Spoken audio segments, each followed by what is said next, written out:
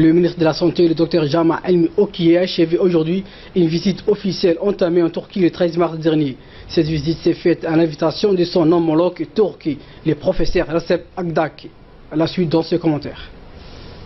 Le ministre était accompagné de l'ambassadeur de Djibouti en Turquie, M. Adel Hussein Abdilay, ainsi que de hauts cadres de son département ministériel. Le ministre de la Santé a été reçu en audience par le ministre de la Santé dans son cabinet. Le ministre de la Santé turc a remercié le gouvernement et le peuple djiboutien pour leur solidarité lors du coup d'État en Turquie du 16 juin 2016. De son côté, le ministre de la Santé, Dr Jama Elmi Okiye, a salué le développement accompli par la Turquie en peu de temps dans tous les secteurs économiques et sociaux sous le leadership éclairé de leur président Recep Tayyip Erdogan.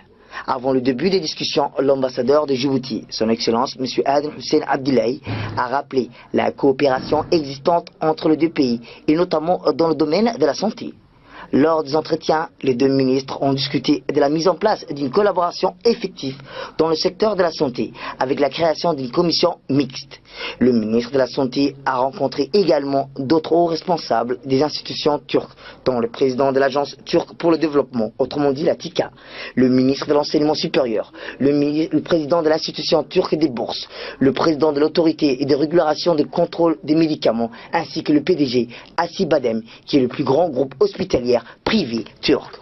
Lors de cette mission, le ministre de la Santé a visité deux plus grands hôpitaux de la Turquie, qui sont Acibadem, le grand groupement hospitalier privé turc implanté dans le monde entier avec 22 hôpitaux, mais également l'hôpital Atatürk d'Ankara. Le ministre de la Santé a eu un entretien fructueux avec le PDG Acibadem, avec lequel il a signé un accord sur la révision des tarifications pour les patients djiboutiens pris en charge dans ces hôpitaux.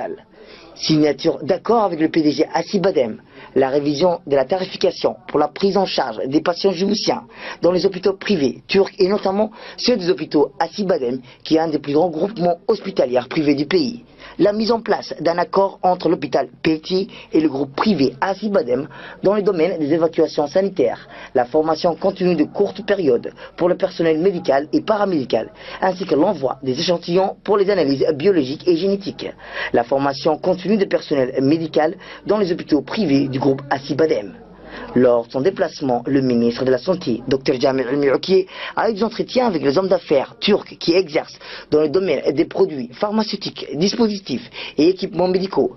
Il faut souligner le rôle actif de ces sociétés dans le monde des affaires et plus particulièrement la fabrication des médicaments, des matériels médicaux, des consommables de qualité et de renommée internationale.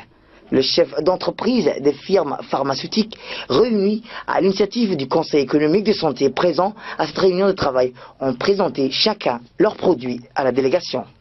La délégation a pu visiter une société de dépôt de médicaments et d'équipements médicaux pour voir de visu le fonctionnement, le modèle de gestion de la distribution des médicaments dans toute la Turquie.